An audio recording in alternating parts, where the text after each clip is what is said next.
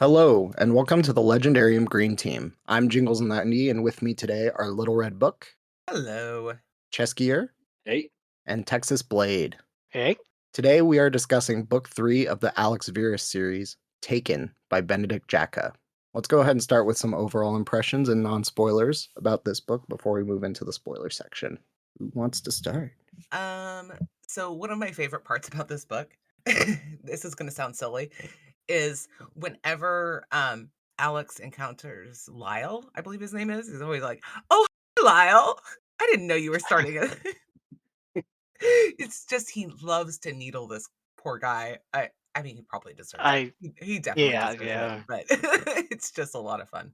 I'm trying to think. Do we get told his magic type anytime until like this book? Not that I Lyle? remember. And it's No, not I don't like think so. exactly specific in this book, is it? It's No, just It air, I think. it doesn't even seem to really matter to any of the plots in any I of the think books. Lyle's just incompetent enough that it doesn't matter in any regard. He's, he's too he's too focused on the political chasing. I think it's But like an anger attack or something like that. Some like some sort of emotional magic, it seems, but not an enchanter, I guess, because Well, those are supposed to be rare. I don't know. at some point, they talk about how his magic and Alex's magic are good together or something. Well, I I don't think know. it's Crystal's magic. His and Crystal's magic mhm. work together well. Yeah, Oh, his and Crystal's magic work together, and I think the implication was he is kind of an empath and can kind of force an emotion, whereas Crystal can just manipulate a person outright. just yeah, control this people's is minds. Yeah. not non-spoilery. Let's keep going back to the spoiler free.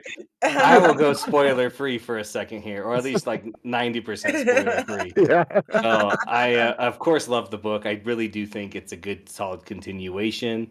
Um, he ups the action and then he lowers it back down. So we're not seeing that like every threat gets higher and higher and higher. Like this was a higher like fight, but then it resolves in such a way that the general power level of the series is not like increased another point, and everybody's well now we're fighting level 5 guys, and now we're fighting level 6 guys. You know, it's kind of up and down, and I like that for a tournament book, there's really not much about the tournament that actually happens. there's like 2 fights or 3 fights that you actually see, and it you Notably, know yeah, notably the fights are not present. I do like right. the part where he says where Luna is like, so could you tell us about the duel part? And he's like, well, Yeah. Yeah, because he's Lyle's the like, the duel is not the part that matters. It's all the connections beforehand and afterwards that matter. And it's like, no, the duel is actually kind of important, especially if you're Alex's friend. Right. Luna really finds it important. Like she's Yeah. really driven. Yeah, while I was reading, I was kind of like, this is just Casino Royale, which is not a bad thing. It's like there is a tournament that's taking place and none of the action takes place within the tournament. So that's great. Well, tournaments are boring sometimes, right? Watching all the Yeah. people you don't care about win, or you skip over it. So I will say again that I really like looking at it this time. I caught even some more foreshadowing this time, specifically with certain characters that those of you who've read ahead will know, and those of you who haven't won't. But it's nice to see that he had this big plan for these characters. I don't know how much he had planned out, but he at least knew certain key elements that factor heavily into later books. Yeah, 100%. I like that we're torturing poor Jingles here and making him wait until after we record. It's okay. I almost picked up the next book immediately after finishing this book. Yeah. It's kind I of hard not to.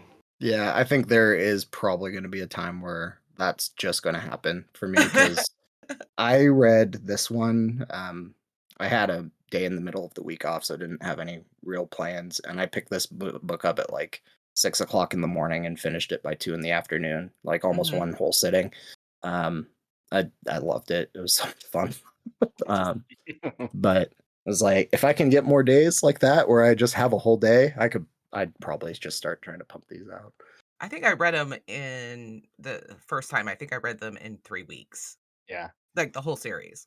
But they're super easy and consistent to just keep following. So Yeah, that's Yeah. what he really doesn't change his formula up that much, but it doesn't really matter because the content is just so interesting. our newest characters are new characters, but they do mirror older characters in some ways, which I find interesting. And like the villains are still kind of just the villains. I don't know. Yeah, Although they're I did like kind of the twist on this one. The concept of like a haunted house in this world was really interesting to me. Mm. So I had actually never thought of it as a haunted house, which is Yeah. interesting. Because, yeah, that's quite obvious. Well, should we venture into the spoilers then? I think so. Sounds All good to right. me. Summary incoming. Alex Verus, Tournament Arc. The Winterstone, a mage dueling tournament, is going to be hosted at the Fountain Reach, a gigantic house owned by the not at all evil Crystal. Crystal wants to hire Alex to run security at the tournament, but he refuses. Alex then meets apprentice mages Anne and Varium at one of Luna's lessons. Varium is a bit of a hardhead, but Anne seems kind and loved by most everyone. Talicid has also informed Alex of his next job. An unusual number of apprentices have gone missing recently, and the Light Council is curious why. Anne arrives at Alex's shop and gives him an invitation from her lord, Jagadev, a Rakshasa crime lord. 3 shooters attempt to kill Anne, but it turns out killing Anne is not so easy. She has life magic, and as long as she has an energy source, healing is no problem. Alex kills one of the shooters, and he and Anne escape using a gatestone to get to his safe house in Wales. Clues and informants lead Verus to Fountain Reach, not just for the tournament and assassination attempts, but the missing apprentices as well. Alex then experiences the tournament about as much as James Bond does in Casino Royale. While the games are played, Alex fights constructs, Onyx returns and has a mighty chip on his shoulder, and Anne continues to impress. So what's going down? Turns out the dude who made Fountain Reach constructed it as a massive focus that will sustain him forever so long as he has fresh young ladies to exsanguinate. Anne is kidnapped for some bloodletting, and Alex figures out that the house is the villain. After Very starts torching the place, they are all sucked into the Shadow Realm, enter obligatory Yu-Gi-Oh reference here, Oh no. and it's up to everyone to save Anne, fight bloody monster form Vitus, and escape the wraths of Onyx. In the end, Crystal escapes, Fountain Reach is destroyed, and Alex's 3 proteges move in with him. Blah.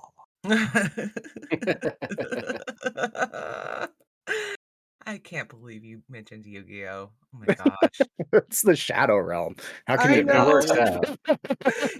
I get Uh, I have just a lot of PTSD from Yu-Gi-Oh! And being forced to watch it with my Fair enough. children. I'm like, this is the dumbest show ever. It is. never got around But to watching that. Don't.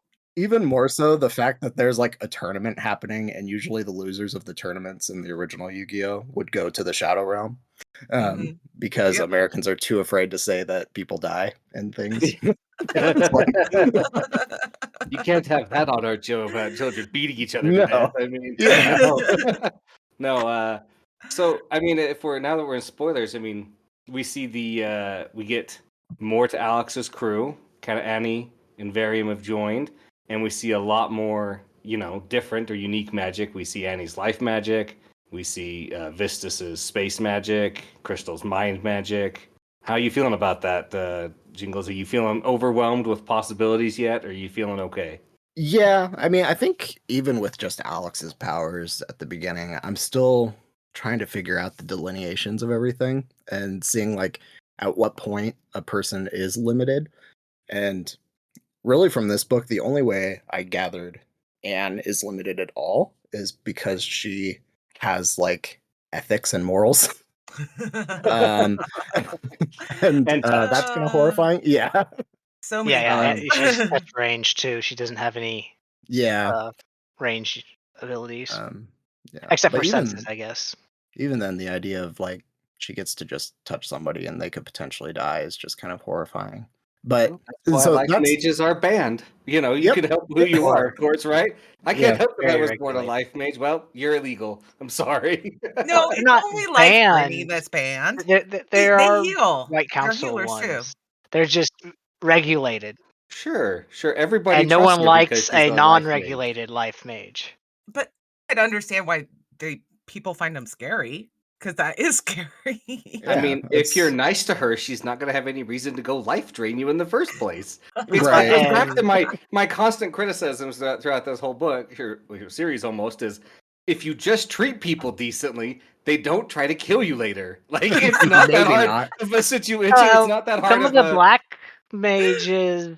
Okay, I'm talking strictly light mages here, because the light Yeah, mages are yeah. the ones who are like, well, you could be part of the clique, but you're not part of the clique, and you're outside of the clique, and we all hate you, but we're gonna accept you. You Well, know, there's the one thing where it's like once you're a black mage, you're always a black mage, which is their stupidity there. Yeah. There's But so then much. again, you could argue how many black mages have pretended to be white mages in the past and then flipped and Well, caused I'm all sorts guessing of 0 havoc. because black mages don't have that good of acting skills. No. Well, Luna even brings this up with Alex in this book. Like, why is this world so messed up? And he's like, I told you it was dangerous for you to enter this world. And now you're just going to have to enter this world. So you're going to have Yeah. to deal with the danger. She's like, who can I trust? And I was like, and he was like, I don't know. Basically, you can't trust anybody. Part of that I liked is that he's like, she asks like, what happened? You know, why did the light mages turn so bureaucratic versus whatever? And he's like, they won. You know, they won, and that was their downfall, basically. You know, they eradicated all the things that were keeping them good, you know, except for Yeah. themselves, and now they're, you know, corrupted from the inside.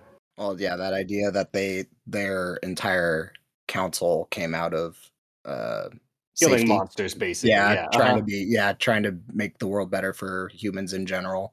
And then they did way too well at it, and now they have nothing really to do, so they get all weird and play games. And I did love the foreshadowing of that, and like having like actually seeing what happens when light mages choose to work together to take care of something, and how horrifying that kind of is, with burning down the house.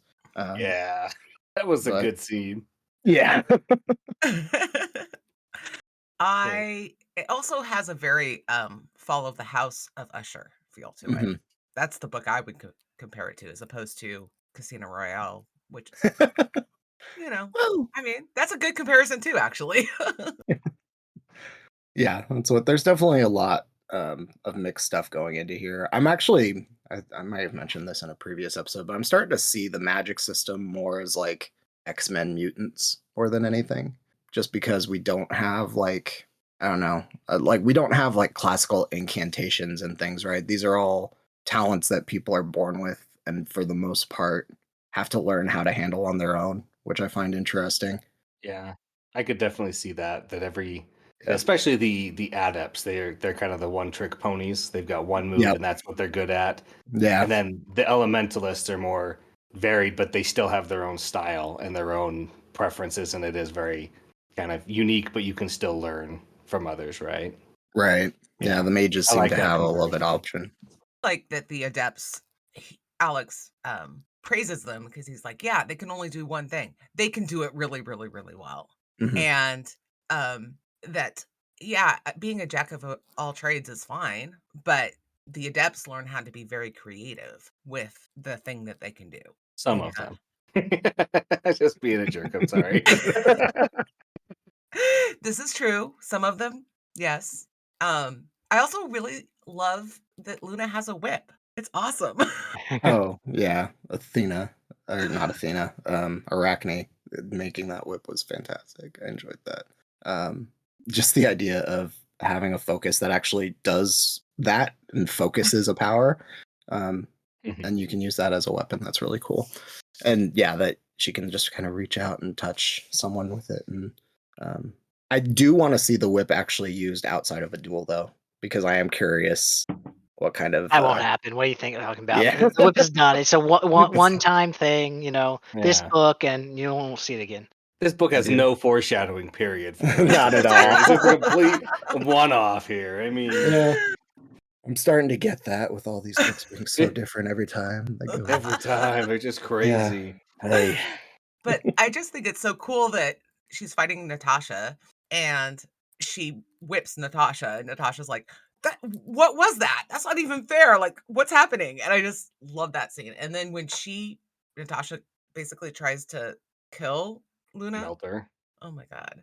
That whole scene was really good. And Anne just runs over and she doesn't care about the curse. She's just gonna fix Luna up. And she's so brave in that scene. I mean, so's Luna, but I mean, Anne put herself at risk knowing about Luna's curse. to save her life was amazing. Does she really know about That's her curse at that I point? think she does. Yeah, because yeah, she because they're knows she has friends. They're they're they're friends. Been friends for a while. Hmm. You may not have seen it in action though. May not know it like as viscerally Which, as Alex does. yeah.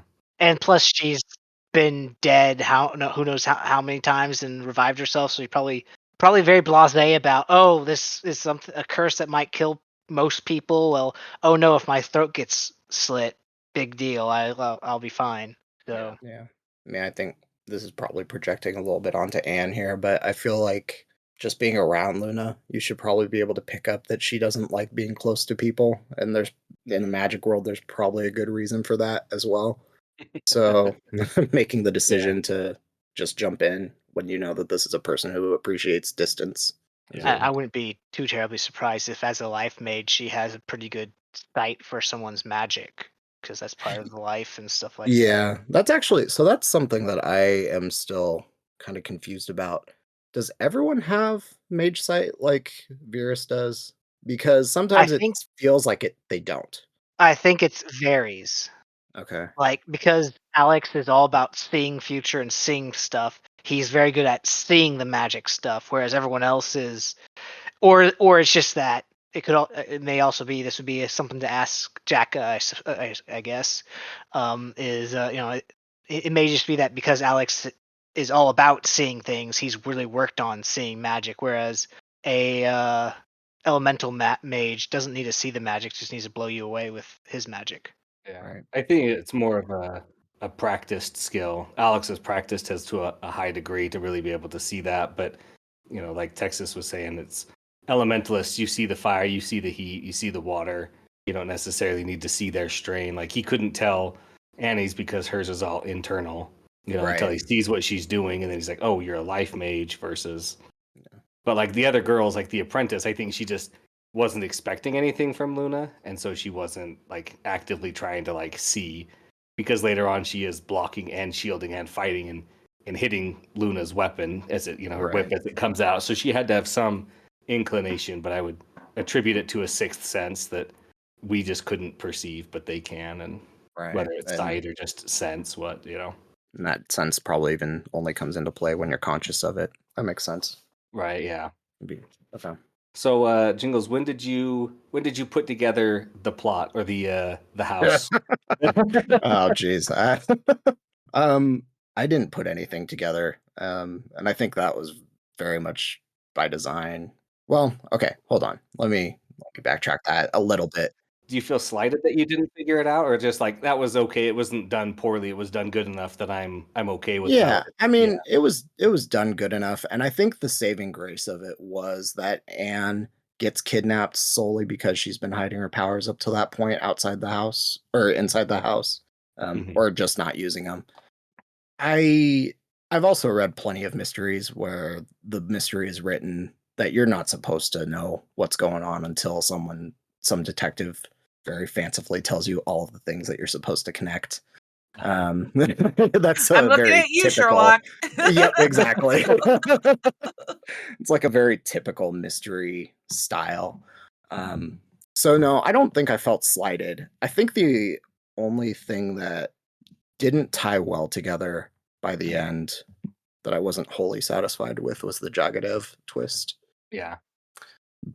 But Vitus and the house as a focus, because I really enjoyed that kind of aspect of it because it implemented a lot more horror to it.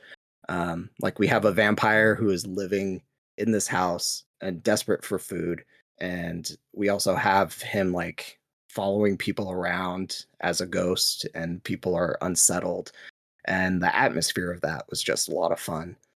He's more of a DIY vampire. But Yeah. Yeah. Yeah. Yeah, just in trope terms, I guess. But yeah, and then, watching like the walls get crumbled by Onyx and there's screams from that and just like what is going on here? I mean, I think like you said, you could probably go back and reread this and see a lot more of what is being tied in. Um, but the explanation at the end was also satisfying enough. Yeah. I really liked the scenes where Jack or where Alex is asleep and then his Mhm. danger sense goes off, and he's like, danger, danger, danger. But his future sense is usually pretty quick at being like, knife at this angle, bullet Yeah. here. But it's just danger, danger, danger. He wakes up in a panic, and it got my heart pumping a little bit just reading it. Even it was just the way it was written, where it's like, oh, this is a high intense, and it's like, it's gone. It's gone. Well, Yeah, He's the like, it what just the heck is happens. going on? Like, it's like Uh, intense, intense, intense. Nothing. And it's just like, okay, I like that a lot. It was well written. well, I mean, I Yeah. liked that he in the one dream he meets Anne, and Anne said you shouldn't be here. And then this other girl walks off, and then he wakes up to somebody knocking on the door saying that Yasmin has disappeared. I'd be very surprised if dreaming wasn't part of the like foretelling dreamings wasn't part of the skill set of a diviner. But I guess it's Yeah. not mentioned. But I presume that's his ability working and picking things out and feeding it to him. Well, yeah, does it have any reason for Anne to be in that position in the dream, if not to foreshadow her future involvement in the house? I'm Um, I I'm not going to say anything about that. okay, yeah, maybe don't there's say more to it anything, than Red. that. I Yeah. know. Don't say anything, Red. I've got my eye on you. I'm trying to keep poor Jingles here saved from the spoilers that you want to bring upon him. I Uh, I I am not, I'm trying really hard, guys. I I just really gotta am. slowly fish for everything, see what I can get slipped out of here. here's one little thing I thought was it's kind of a hard it's a little bit of a hitting point on people. It's like this is after everything's happened, and Alex is kind of reminiscing to himself, and he said if they just kept on killing normals and sensitives and adepts as Mhm. they've done for so long, hmm would any light mages have even noticed because they don't care? And if they did notice, would they care? Right? Oh, you're killing normal people? Sure, whatever. Like this is a far cry for the light mages from being like, yes, we're going to protect everybody by like building a city, killing all the vampires. Sure, vampires only kill regular humans, but like we eliminate, but then this is like, would they even bother? Like we learn with Annie, like, oh yeah, you ran away from your dark master. Okay, go back to him. Like we don't Yeah. want you here. Like we'd rather risk send you or spend you than risk a war with the dark mages with uh, people we think are unintentionally, like, I mean, not unintentionally, but like unspeakably evil, but we can't go to war with them. Just like it was it's a hard hitting moment. presumably Like the mages that actually did the fighting against the monsters and stuff like that, they're all gone by now, and they've been the Light Council has been fossilized with power hungry politicians, effectively. So it's a shadow of what it once was. Well, then I guess we also see though from first book we saw what the light mages back then were like too, with Fate Weaver guy. I'm blanking on his name. Oh, Ab- not Abaddon. Abathirax. Yeah, Abathirax. Abitharax. Yeah. Betherax, Yeah. yeah. Yeah, he wasn't all that great too. So maybe the Light Council has always not been that great. But or I guess that might be the in between Light Council actually. Well, I that don't was know if that was before the forming of the White Council or the Light Council, well basically. that was like no Yeah. he was part of the war with the Black Mages. I I I don't think. know. And I don't know if the Black Mage War comes before or after fighting the vampires and all the Yeah. monsters.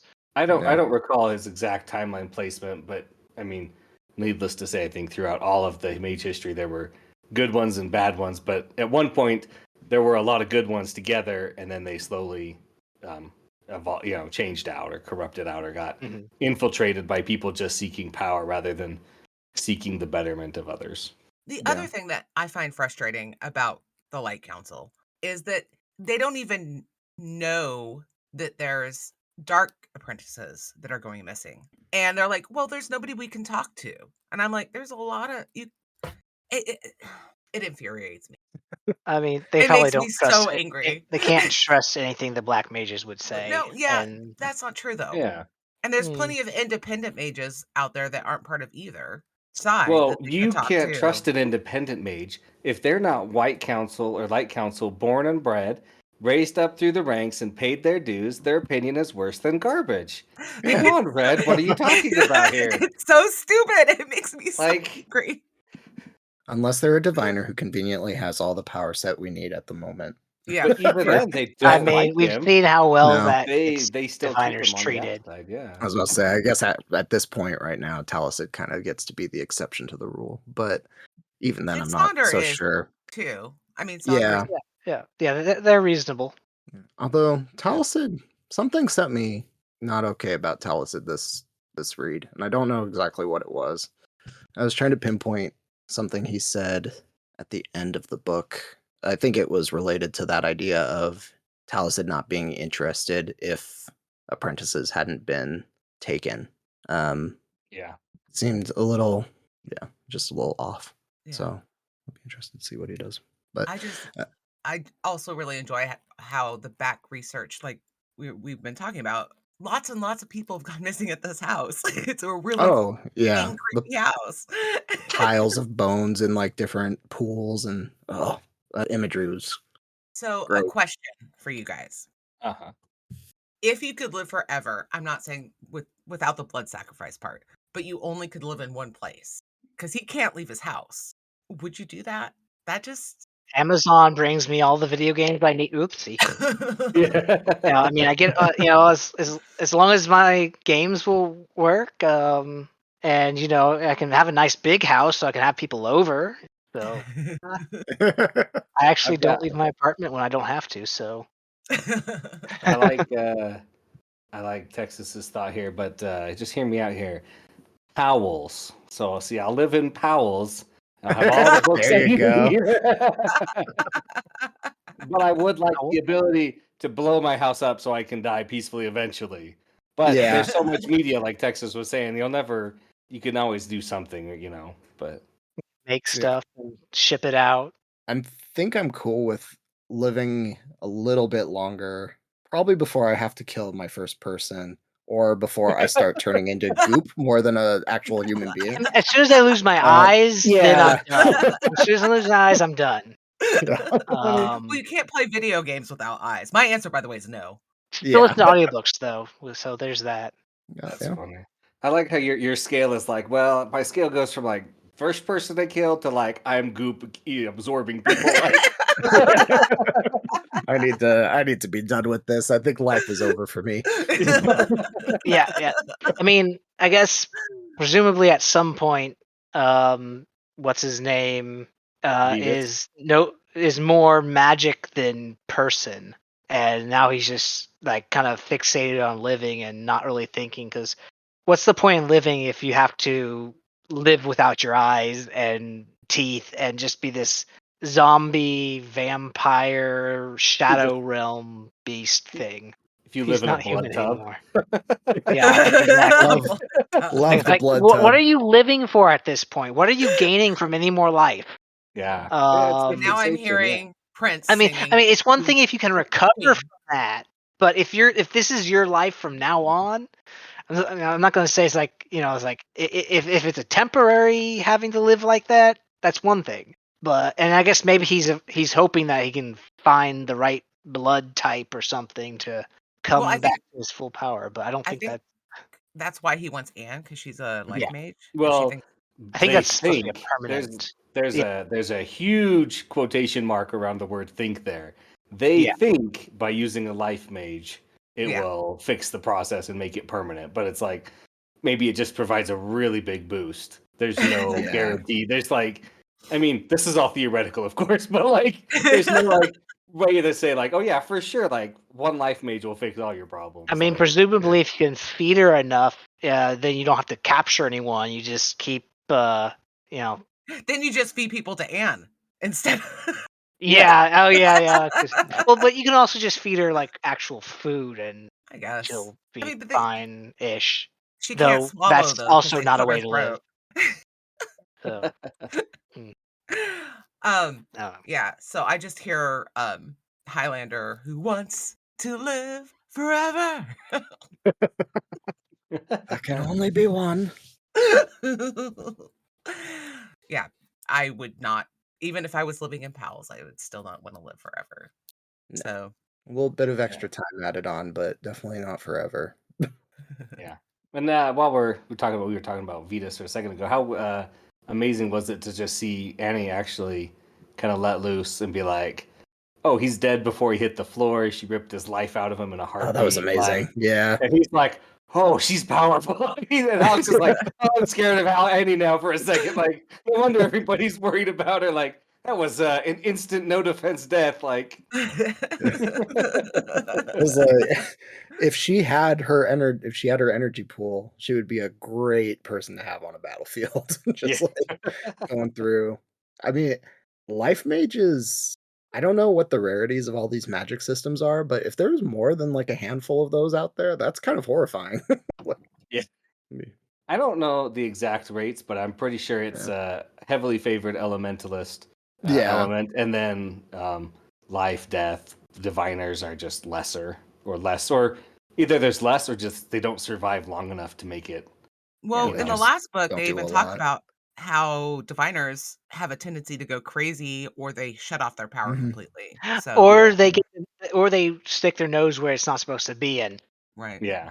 So because like in the first book, he says like, if you dig a hole in this random far off place, and don't tell anyone, just wait like a day, and you'll have 3 diviners checking out this hole, wondering what's going on here. yeah. Um, I was going to say it was also fun seeing Alex crippled by the house and he couldn't do like his normal thing. Yeah. Yeah. Yeah, that seems to be a thing that has to happen periodically for the mystery to be held up. I think it happened in Cursed as well. Well, yeah, in Cursed we had his powers like truly just taken completely very, very away. temporarily. Very Yeah, temporarily, yeah, because he went kind of catatonic. yeah. But Yeah, I think this was the first book of the 3 where we've had a repeat power, right? Varium is our second fire mage. Yes. We had any Yeah. He is others? the fire Yeah. mage. yeah, Yeah. I guess Yeah. so. Yeah. Which and- I did like his the change of his power set, like, where Char is very clearly like the fireball type guy. yeah. Varium's more of like, Cinder. let's bring up the temperature. Yeah. Or Yeah, Cinder. burn it Yeah, from not the Char, inside. Cinder. Yeah. I mean, yeah, they're both fire terms, right? Like, I mean, a cinder is a charred piece of stuff, so yeah. Yeah. But I did miss Cinder though, because I really like his character. oh yeah, I didn't even realize that. Yeah, both Cinder and Rachel are gone, but they're just they're not coming back. What are we talking about? But that was Yep. kind of what I was alluding to at the beginning, though, where I do like this kind of, which I don't know if there's anything to this, but I've noticed our pairings are very frequently a man and a woman. And usually the man has like a very, very steep level of loyalty to the woman. Like, Varium Cinder, and yeah, Cinder and is Delio and Delio, Mhm. and then Anne and Varium. And I would say even that's true of Luna and Alex, but maybe Luna's more on. Well, no, Alex is incredibly protective of Luna. So yeah. Yeah, Yeah. she's the apprentice. I think it's just kind of because you also had what in the previous book you had the woman emotional manipulation woman, and yeah, she was Meredith and Meredith. whatever his name was. Yeah. Yeah, and she was Were they really working for him. loyal to each other, or were they just? No, there was no loyalty. There was no loyalty there. Well, Yeah. you have Crystal and Lyle. Yeah, Yeah. you do. Lyle That would Lyle be a seems reversal, loyal to though. Crystal. Yeah, that's reversed. Because Crystal's the powerful one, the more powerful one in that situation. Well, I thought Well, that's what we were saying. no, When that's- the woman's the powerful one and the guy's the one backing her up is Yeah. Cinder and Rachel, and then Varium, and I mean they're kind of equal, and he's just pestering her all the time. I think for me though, Crystal is not loyal to Lyle. I think that's very Oh, much no. a matter Oh, of no, strategic no. convenience. She dumped him right off right as soon as they left, and as soon as she knew that the Well- council was gonna want to speak with her. Yeah. Poor Um, stupid bumbling Lyle. Oh, she's so bad. Only at her house that I've been teleported to this weird shadow realm. Clearly, she's just a victim in all this. And, oh, he magically couldn't leave the house, but somehow blackmailed me into coming and buying the house in the real world. And oh, woe is me. I'm just such a horrible person. And I'm so sorry, Lyle, bumbling idiot. He just is like, well, she's Oh. also a rich, beautiful woman. So well, With again, mind bumbling control idiot, powers. though. Yeah, with I was mind gonna, control I was powers. gonna say with I mental don't think powers. she had to use them on him. I don't think she did probably either. not. No. I think that was totally unnecessary if she was. But yeah, he's an interesting character. I'd be interested to see where we go with him, just because I like the idea of maybe a character existing out there who feels guilty for what they've done to Alex in the past, like a little bit. But I don't know what to say about that. I just yeah, let's see. I'm trying to think if anybody ever apologized to Alex. Well, I mean, I can count on one hand how many times people apologize to yeah, Alex. Zero. zero. So far, for sure. Yeah. Yeah, So We'll see how it yeah. goes. I think there's a lot of talking about like the empathy that Alex usually shows in the previous two books. It seems like his anger is very much clouding his conversations with Lyle, because Lyle is a bumbling buffoon, but he does seem he legitimately feels guilty for what he did, because he desperately, not desperately, but he does seem to want to have some sort of friendship with Rapport. Alex that's not I think he necessarily wants respected. to benefit from Alex because he doesn't come around until he can get something from Alex. That's true. that's But what I was gonna ask is, do you think he's actually like sad that he dragged Alex into this, or sad that when he dragged Alex into this that it blew up and didn't look as favorably on him as it could have? It hurt his promotion chances. yeah, I don't know. I think one of those might seem more true based on the fact that we're from that person's perspective. Right? I don't know. Yeah. I would say it's a bit of both, I think. Yeah. Because they were very friendly when they were both apprentices. But And then as soon as Alex wasn't useful, well, as soon as Alex was dangerous. Yeah. Because of the whole thing with Richard and whatnot. And as soon as he was dangerous to be friends with. And I do think that he does feel kind of bad about that. Because he's never actively mean, or, you know what I mean? I don't know.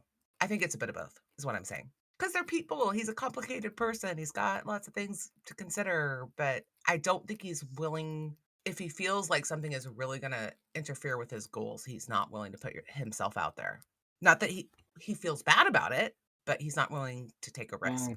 Yeah, I think Yeah. his high priority is himself, and he's sad that it hurt Alex, but he's more happy that Right. he's more happy it didn't hurt him than sad that it hurt Alex.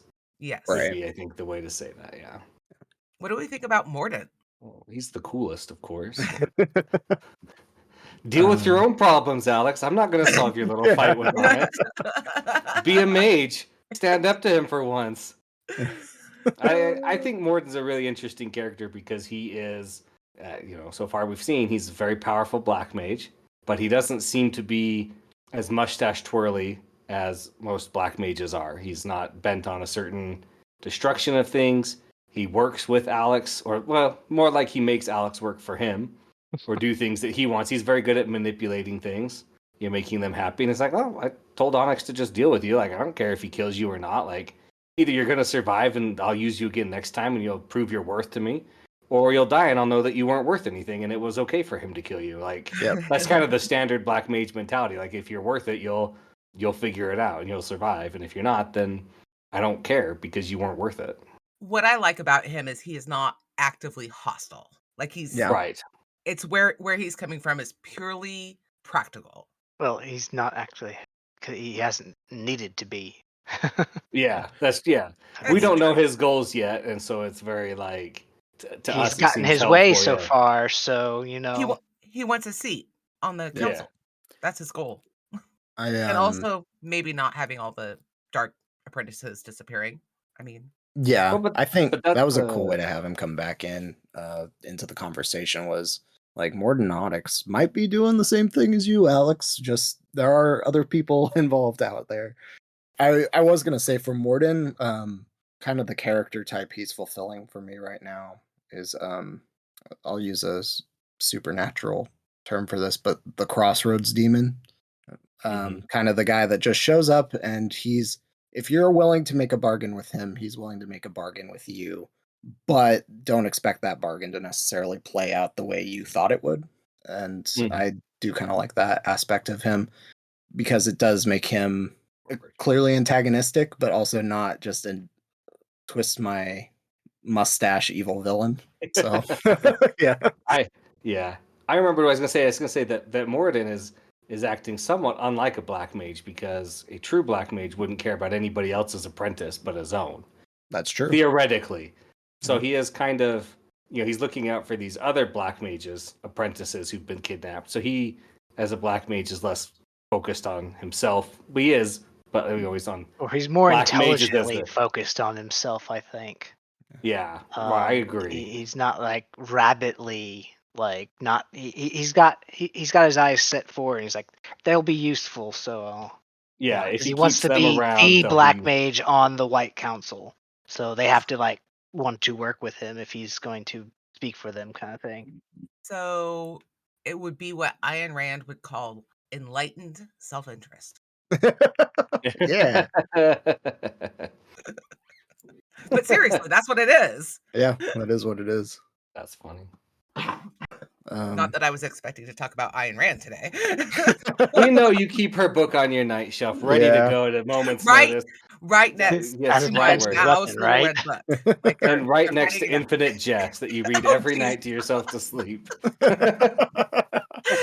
Oh my gosh, Aaron, I am never going to read that book. Stop trying to make me read it. I'm not going to. Anyway. I think we talked about most of everything I had to talk about. I don't know if you Oh, guys dang. had Okay. more that I you mean, wanted to specifically hit. what are we sitting at? Oh, we've Should almost gone review an hour already. thing. Let's talk about Jagadev. I'm kind of curious what y'all thought of him, just as a character in this book as presented with only taken in mind. Always adding that caveat. Yeah. I like his or the Alex's last conversation with him. He's like, you are an immortal being, unless you're killed, you will kind of live forever.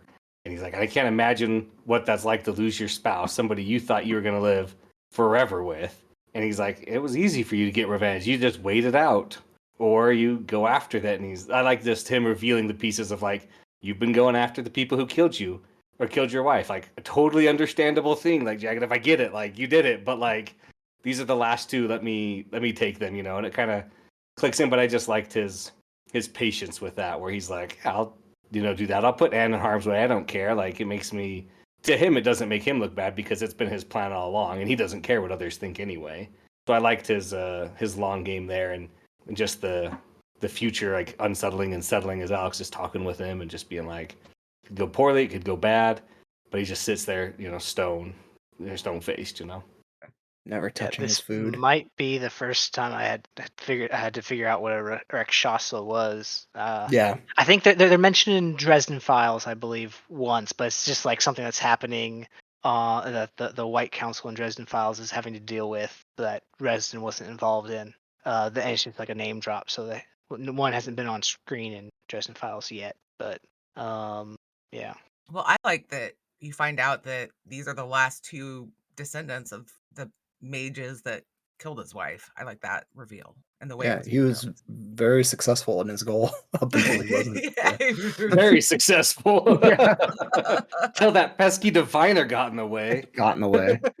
He's Oh, meddling.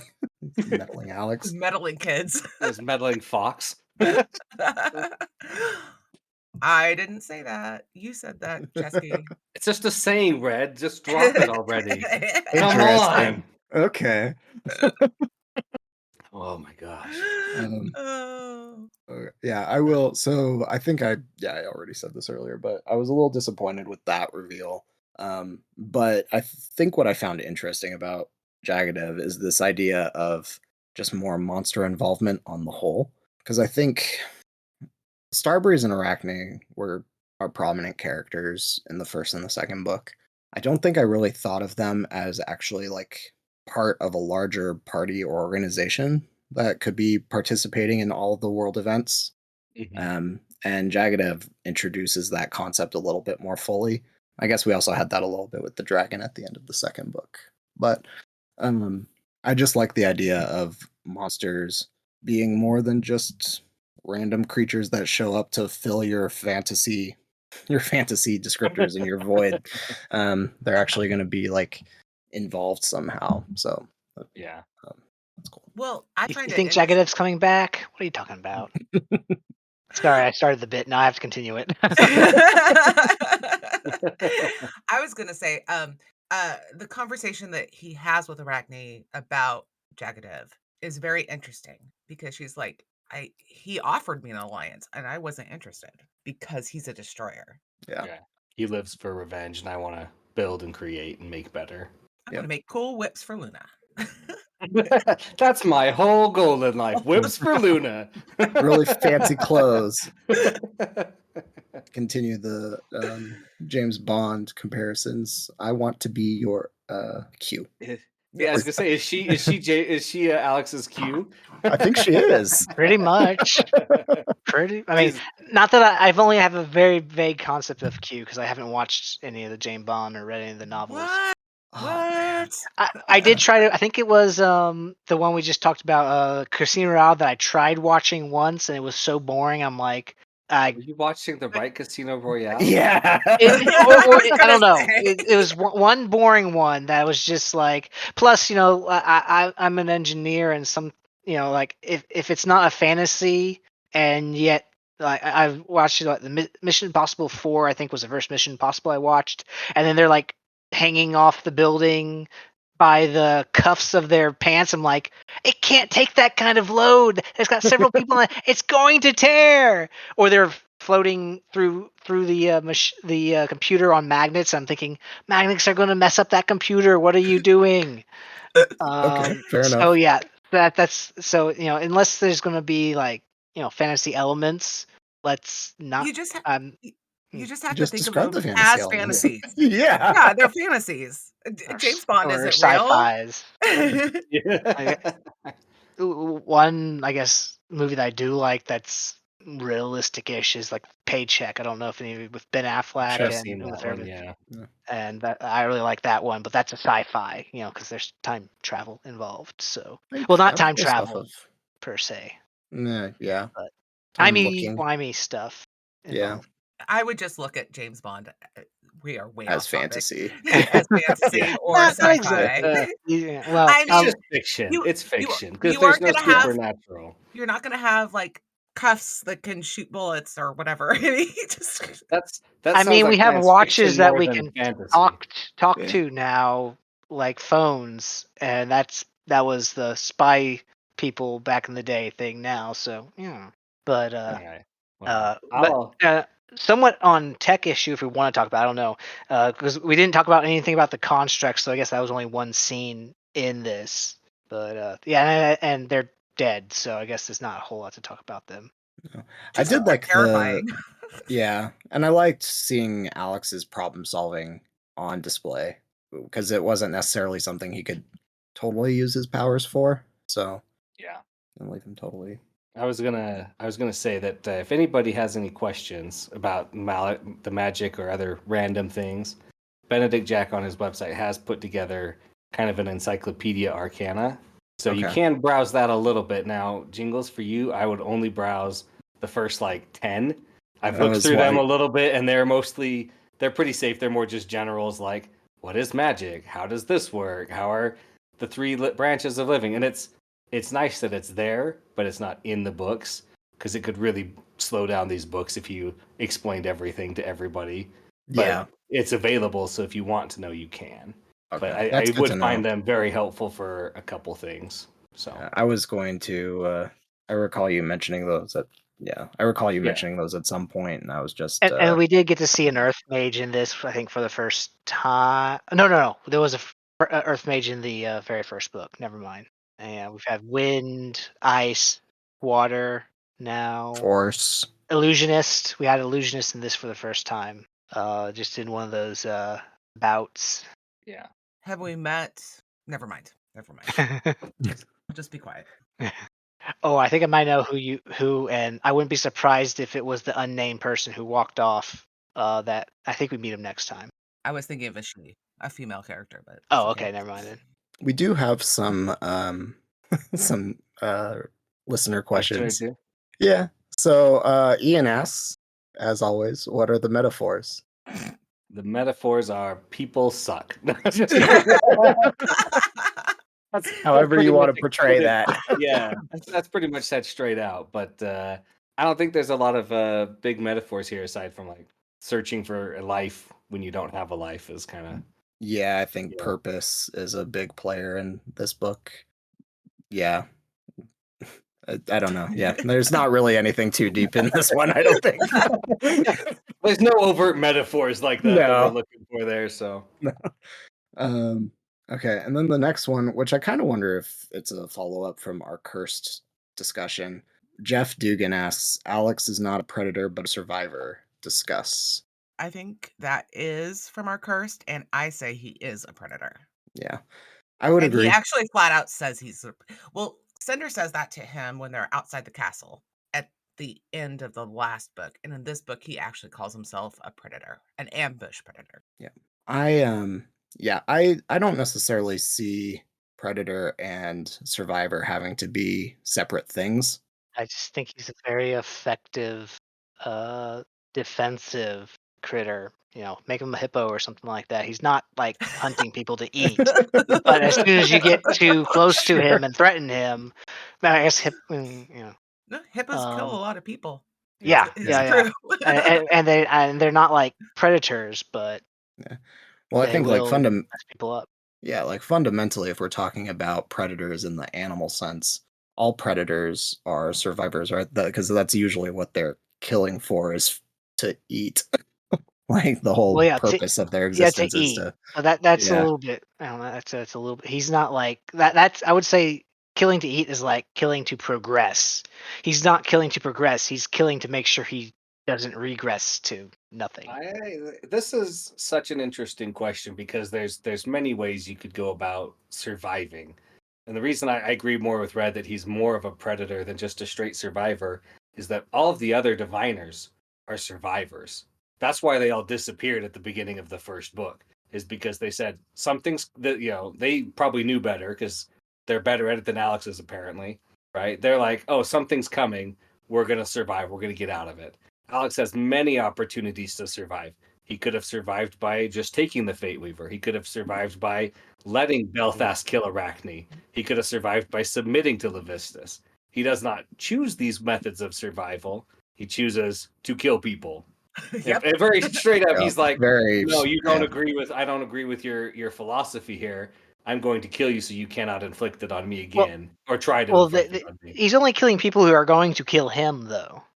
Yeah, He yeah. hasn't, For now, that's kind of true so far, but I don't think that and is the that's all we're only talking thing. about is right now. I know, but I'm just saying that I don't think I think there's a much finer line in Alex's mind, even from what we've seen now, that a perceived threat against him is a threat against him, whether it's an actual threat or not. And the choices he's making are putting him in positions to kill more people, and he's not worried about it. If he was Yeah. more worried about surviving He's and not not killing walking people, necessarily in. He's getting pulled into these things. well, but he could leave. He could Uh, go live in South America. He could go and then live in how many more America. people die? He's being, he's being A a true sheepdog. survivor doesn't care about that. A true survivor Yeah, only he's cares more of a about their own sheepdog, survival. which I guess dogs are predators technically.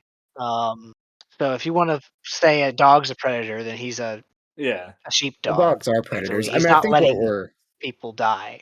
I think what we're kind of losing here is that predators are a predator and prey is not necessarily a dichotomy that you can exist in, where you're just one or the other. You're always going to be some mix of them depending on the situation. Um, Yeah. like a bear is a predator to a fish, but not necessarily to a human, right? In that case, it might be a Oh, prey. no. Bears will So, eat your well, face. sure, but if you have like, I A gun, right? yeah, Like or yeah, a right. Like we're right? talking, Like if you yeah. measure some sort of advantage for a person, then that person is, or any sort of thing. If you measure some sort of advantage, then that thing is the predator of the other thing. I Yeah. would say, like, coyotes. So they are predators, but they're also prey of other bigger predators, and I would put Alex in that kind of space. Yeah, Same with foxes. I think Alex has an advantage. He understands where his advantage is, and he utilizes that advantage Mhm. For gain. Whether that is an altruistic gain or not, it's still a gain. For gain or survival? I'd say survival is a Has he been gain. gaining? Yeah. No, like, oh, if you don't die, you're gaining something. You Okay. are. You're gaining life for like another Gaining No, day. you already Seriously. have life. If it's like, oh, no. If you already have something and you keep it, you're not gaining anything. You're keeping it. Okay. I That's guess. my opinion. Yeah. It's a good thought, but Alex is as shown, he is willing to fight for his beliefs, usually Yeah. for the betterment of others. So it's a good thing he's like that. It makes the story interesting too. I mean, are there any stories about pacifists? Like, Well, I mean, there's Sonder. I guess I mean, the the story's story not isn't about about him. him, but I mean, Trying to let's remember if there's see. any. Let's see a militant pacifist story. It's going to Yeah. be that person running away constantly, which I guess could be interesting if they're very, very clever about how they run away. Yeah. But Well, what's Jingles, what are your predictions for next book? The book title is Chosen. Yeah, I'm hoping that this is a just based on the. I hope this is a Richard Drock novel. I hope we get to see more of Alex's past with him, because wasn't that the four of them were fighting to be his chosen? is chosen Yes. the next one? Yeah, Chosen's the next one. I looked it up. Yeah. Yeah. So that's where I'm at. I'm hoping that we get some more. We dive a little deeper into that history at this point. I think we're ready for it. 3 books in. Yeah. And is this series so far, have you felt Monster of the Week type trope where it's kind of like Um, more serialized or kind of a mix of the two? It's pretty hybrid, I would say. I obviously the stories as they're occurring, like the Talcid bits of giving him a job every time. That's a pretty clear Monster of the Week style, right? But Right. none of these But characters are coming off as reverting back to their same base yeah, there's no character. reversion after every sequence, right? Yeah, Yeah, the yeah, story does continue on. Okay, I just want to make sure that that's kind of how you were feeling because sometimes you can feel like, well, he just is the same person at the beginning of every book again. He's always. So I'm glad to see that you're seeing like what that did he actually progress. learn? Yeah, Yeah, I'm what seeing the changed progress in with this book from him. this book to this book, right? Yeah.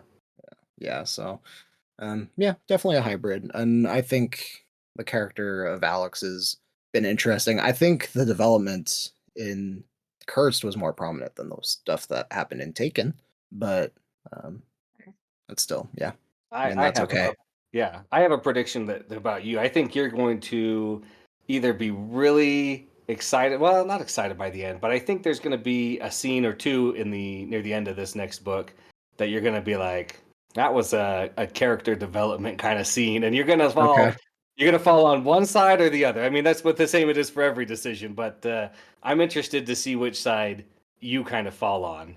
Okay. There's yeah, it's an interesting book full of good things again, just like every Okay. book in this Yeah. series.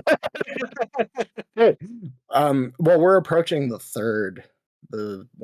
33% done with the whole series, right? With this book, is it? or 4 with out of 12. Chosen, it's 4 out of 12. Yeah. Yeah, Okay. Yeah. So that's cool. I mean, I would hope that far into a series we're gonna see something that might be a little game changing. So a little more game changing than maybe what we've seen here. I'm yeah. just sitting We here being can't say quiet. much on this, unfortunately, because it's just like, yeah, it's coming. Yep, it's coming. There it is. Things It's are gonna I see happen, the I train promise. approaching the station. Like things are moving forward. This is So Got it. I just love this series. I really do. I just wanna say that. And I yeah, blame Chesky for making me read it. you're welcome. Good job. Jingles, do you have any questions for us about so far? Anything else that's kind of curious about that maybe isn't too spoilery? Too spoilery. Just because otherwise we'll respond with a RAFO here. I mean, I was that's about to kind say of. I'll get more stares as people try to navigate what they're actually going to try saying. Um, let's see here. I don't think I really do have anything else. I think we kind of covered all of my confusions in the episode.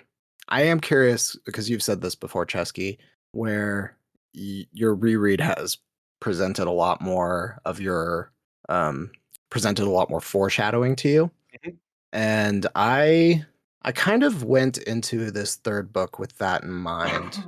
And obviously I can't know what would foreshadow what at this point. But I am struggling to see anything that doesn't tie to the immediate story within each book. So I am very curious to see where it goes in the future. I think Yeah, there I is mean, very much plenty of drive. I could give you Um, some slight specifics, but I don't want to really. I mean, Yeah, I could say the end of near the end of this book, there's a couple things that are just like, oh, I kind of see that, I kind of see that. There were sure. some bigger ones in book 2 that are just they're nearly impossible to see until you get closer to them. But Yeah, I Sure. mean, yeah, so don't feel bad about seeing it. It's this is the you see it on a reread because you know what's coming, not Right. necessarily you're able to see it. And if you were, I'd be very impressed. Yeah. Very impressed. I wouldn't be impressed with myself so much as I'd be worried about Jaka's ability to write, which I'm not right now. So yeah. yeah. You get to the end of the series and you're like, oh, I get it. Yeah. With a I'll lot try of and Okay. keep moments. some more detailed notes about certain foreshadowing things. And then when we kind of get to them, I can try and remember to reveal them as we hit Okay. there. Yeah, that'd be cool. So okay. Now I have a question, but I can't ask it because Jingles is here. So And I I'll edit ask. the episode, so I can't even leave for a little bit. Yeah, so never mind. I'll ask Jesse when we Yeah, get you off. just DM Yeah. me. It's fine. Actually, Okay. that might be something. This might not make it into the episode, but that might be something that we might want to consider as we go forward. If someone else wants to host, so that you can do conversations about things outside of me. At some point. We're turning into Lammy's. No, No, we're we're Yeah. turning. Lammy, yeah. Yeah, we're Lammy's podcast. You're It's definitely Dave. worth thinking about. I'm not opposed to something, but I don't think we have I some don't. things we can start discussing later, but I don't think it's going to be necessarily You vital can to just our. mute yourself, and we can just be all laughing and having a great old time, and all you can do is see Yeah, but us. he's editor too. But He's I'm editing editing. us. Oh, right. What we could do is just have someone else edit. That's Yeah, true. We that's can true. do Yeah. that. There's ways around this. We can make this work if we need to. We are intelligent, smart, problem-solving people here. Look at Yes. us go. Clearly. So, Anyway, all right. Well, shall we get some plugs in, folks?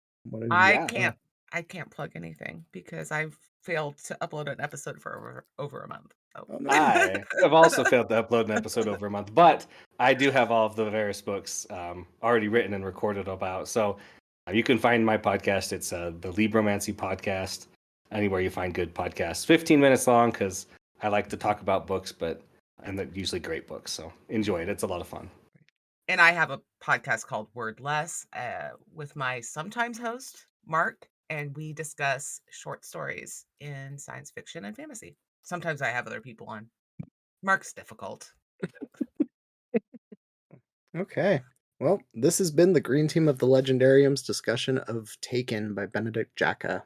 Please join us on the Legendarium Discord server to continue the discussion. Thanks go to Craig and the Legendarium and Horizon Brave for starting the Green Team. Intro and outro music is Galactic Damages by Jingle Punks. For Chesky, Texasblade, and Little Red Book, I'm Jingles. Until next time, thanks for listening. Bye. Thank you. Good one. Goodbye.